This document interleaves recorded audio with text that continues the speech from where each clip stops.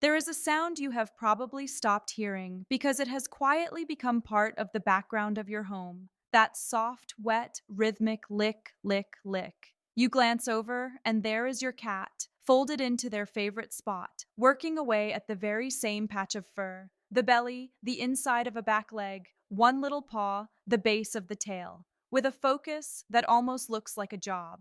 And most of us just smile and think, well, cats are clean, cats groom. That is simply what they do. Maybe you have even said it out loud to someone. Oh, he's always been a big licker. She's just a nervous little thing. And then one evening you are stroking that same spot and your fingers feel it. The fur is thinner there, or stubbly, or gone altogether, a smooth, bald patch where soft fur used to be. Here is what I need you to hear tonight, and it is the reason I sat down to make this video. A cat who licks and licks at themselves is almost never just grooming and almost never just a nervous habit. They are trying to tell you something, and by the end of this, you will know exactly what that same spot licking really means. And the one hidden reason that is behind it far more often than anyone realizes. Hi everyone, I'm Dr. Sarah Lane, your neighborhood veterinarian, and welcome back to the channel. In more than 20 years of seeing cats, I have watched so many loving owners describe this exact thing to me and wave it away in the very same breath. He grooms a lot, he always has. She overcleans when I'm at work.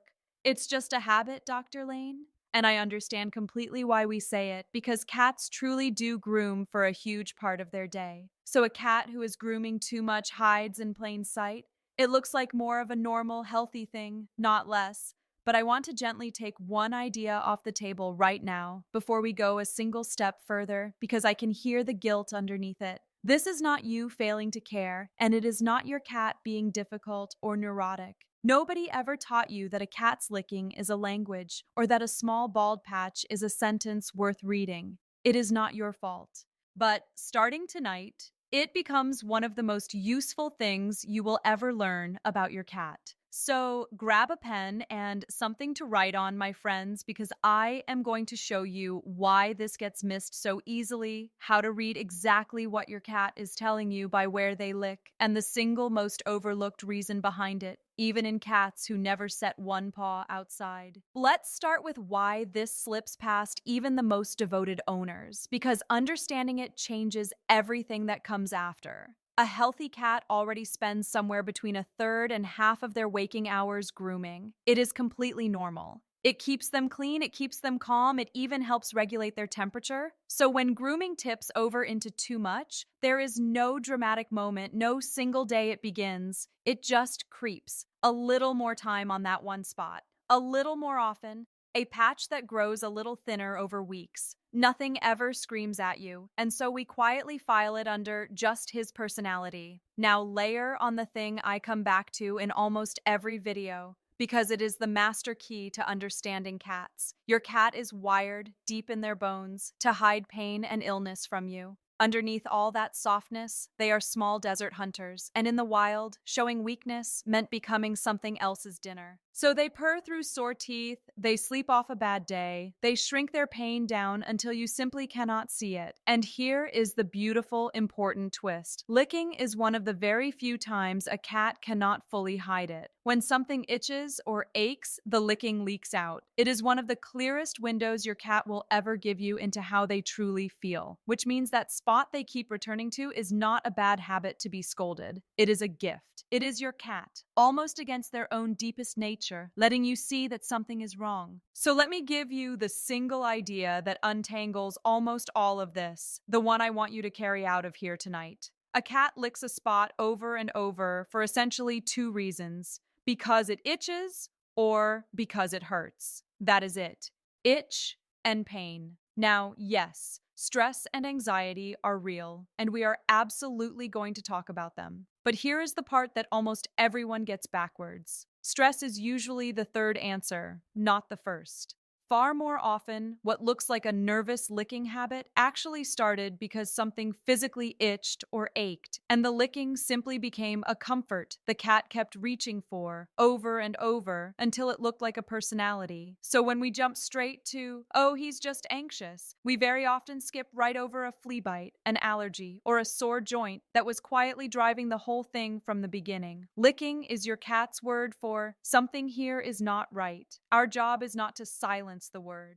Our job is to find out what they are trying to say. And to do that, you do not need a degree or a single piece of equipment. You need to become a gentle detective. And you already have everything you need to start tonight. So let me teach you how to read the clues, because your cat has been leaving them all over their own body. First, look at the fur itself. Sometimes you will see what we call barbering. The fur is licked down short and stubbly, almost like a tiny mowed lawn, and the skin underneath often looks surprisingly okay. Other times the skin is angry, red, scabbed, raw, or broken open. Both of those matter, and both are worth acting on. Second, and this is the big one, look at the map.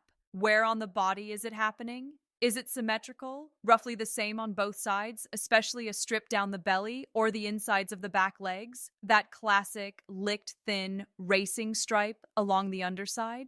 Or is it one single fixed spot they keep coming back to again and again in the exact same place? Those two patterns point in very different directions, and I am going to show you precisely what each one usually means in just a moment. Third, notice the fallout, more hairballs than usual, little tufts of fur showing up around the house, or vomiting up swallowed hair, because all that extra fur has to go somewhere. And fourth, notice when it happens. During calm evenings on your lap, the moment you leave for the day, right after some change in the home. Write down what you see, my friends, because these small details are the entire case. They are the difference between guessing and knowing. Now, let me tell you which cats slip through the cracks the most so you can see if yours is on the list. Right at the very top, indoor-only cats. I cannot tell you how many owners look me straight in the eye and say, Dr. Lane, it can't possibly be fleas. My cat never goes outside. And we are going to come back to that sentence because it is the single most important one in this whole video. Next, cats in busy or recently changed households. A new pet, a move, a new baby, a schedule that suddenly flipped because stress layers right on top of any physical itch and pours fuel on it. Then the single spot lickers, the cat's fixed on one exact place because that pattern so very often means pain sitting right underneath. Then senior cats, 10 years and up, because aching arthritic joints are far more common than we ever used to believe, and a cat will lick right over a sore hip without a sound. And finally, the quiet, anxious, or shy cats, who do their licking when you are not watching, so the bald patch seems to appear out of nowhere. If your cat is on this list, please do not try to wait this one out. Now, fleas are the headline suspect, but let me widen the net for a moment, because they are far from the only itch, and the others love to hide in the most ordinary corners of your home. Cats can be allergic to the very same everyday things that we are. Dust and dust mites living down in the carpet and the bedding, pollen that rides in on an open window in spring and fall and settles deep into their fur, mold tucked in a damp basement or under a leaky sink, certain heavily scented litters, and the perfume in some plug-in fresheners, candles, and laundry products. Even the plastic of a favorite food bowl can leave a cat licking at a raw little chin. We call that feline acne, and the fix there can be as simple as switching to a shallow glass or stainless steel dish. Not one of these needs your cat to step a paw outside, and any single one of them can keep that quiet, symmetrical, itchy licking going for months while you search everywhere except the air around them. I tell you this not to overwhelm you, but so you understand why the detective work matters so much. The whole goal is to find the real trigger, never just to cover up the sign. Before I give you the answer I promised, I have to stop and give you a serious warning, because there are a few things I never want you to do, no matter how worried you get. First, please never punish the licking. Do not yell, do not clap, do not squirt them with a water bottle, do not push them away. I know it comes from a good place, but to your cat, it simply adds fear and stress. And stress makes licking worse, never better. You would be pouring gasoline on the very fire you are trying to put out. Second, a cone or a recovery collar is not a cure. It can protect a raw sore for a little while, and that has its place, but snapping a cone on and calling it finished only hides the signal while whatever is causing it rages on underneath. Third, and please write this one down and underline it twice. Never, ever put a dog flea product on a cat. So many dog treatments contain a chemical called permethrin, and permethrin is toxic to cats, sometimes fatally so. A cat-safe flea product and a dog one are not interchangeable. Not even just this once, just a little. And along the same lines, keep human creams like hydrocortisone and essential oils like tea tree oil far away from your cat's skin and fur because many of them are outright poisonous to cats. Gentle, cat specific, and vet guided, always. Now, with that promise between us, let me finally hand you the answer. Here it is, the real reason your cat will not stop licking and the honest way to actually fix it. The real reason is almost never he's just a groomer, and almost never she's just nervous. The real reason, 9 times out of 10, is a hidden itch or a hidden pain that you cannot see from across the room. And the single most overlooked cause of that itch, even in cats who never ever go outside, is fleas. I know, I can already hear you. Not my cat, Dr. Lane. She's strictly indoors. Please, hear me out, because this is the exact piece almost everyone misses. It takes just one single flea bite to set off a flea allergy that can drive weeks of frantic licking. Long after that one flea is gone. And fleas do not need your cat to go outside to find them. They ride in on your shoes and your pant legs. They hitch in on a dog. They drift in from a shared wall, a screened porch, even a bag of something you carried home from the store. And here is the cruelest trick of all. A fastidious, over-grooming cat eats the evidence. They lick and swallow the fleas and the flea dirt so thoroughly that you part the fur, you look, you see nothing at all.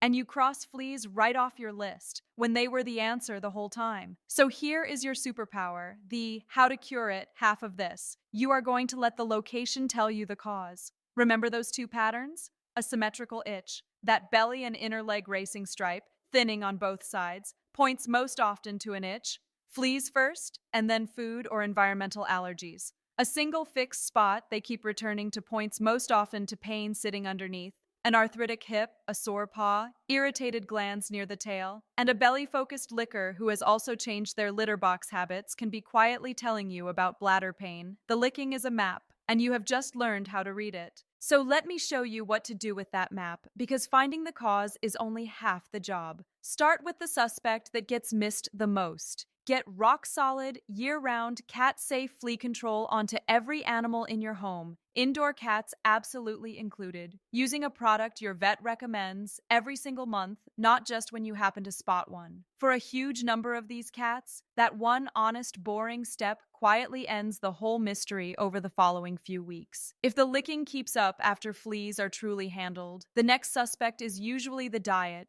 a food allergy, and the way we test that is a strict vet-guided food trial on a brand new protein your cat has never eaten, held perfectly for about 8 weeks with no cheating, no treats, no bites from your plate. And then, only then, do we treat the stress layer, because anxiety usually rides on top of a physical itch rather than causing it all by itself.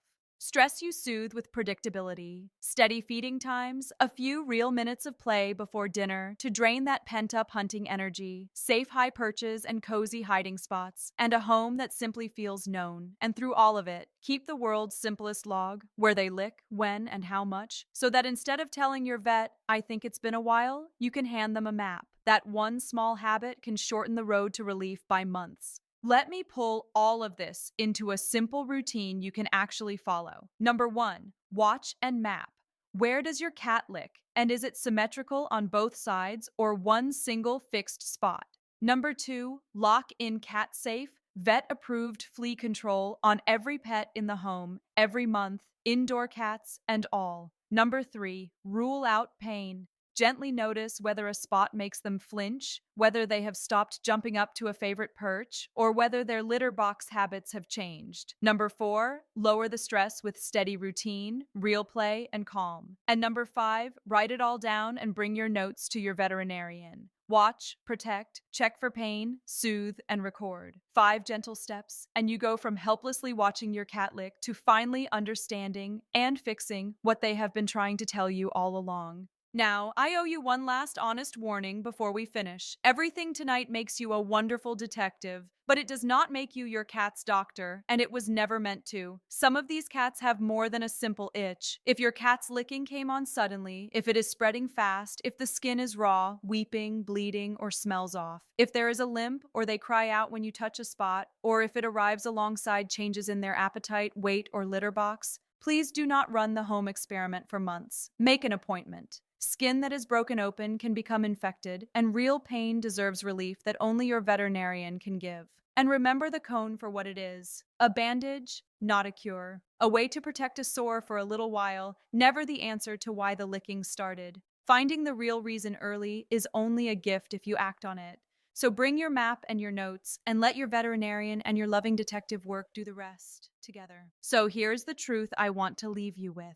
That licking you had almost stopped noticing was never a nuisance and never just a quirk. It was your cat, working against their own deep instinct to hide, quietly telling you where it itches and where it hurts, and trusting you to finally understand. And now you do. When you watch that little map, protect them from the fleas nobody believed were there, and gently rule out the pain they cannot say out loud, you are doing something beautiful. You are answering them. So let me help you take it one step further. I have put together a free companion guide, a printable body map to track exactly where your cat licks, a simple checklist for telling an itch apart from a pain, the cat safe versus never use list so you never grab the wrong product, and the red flag signs that mean it is time to call your vet. The link is in the description and pinned to the top comment. It costs you nothing, and it is yours. While you are down there, leave me a comment and tell me, where does your cat lick the most? The belly, the back legs, one little paw, or a single spot they keep going back to? I read every single one. And if this helped you understand your sweet cat a little better tonight, please subscribe, because I make these videos for cat parents who refuse to leave their animal's health to guesswork. Give your beautiful cat a slow blink and a gentle chin scratch from Dr. Sarah Lane. Keep your eyes on that map. Always trust your instincts, and I will see you in the very next video.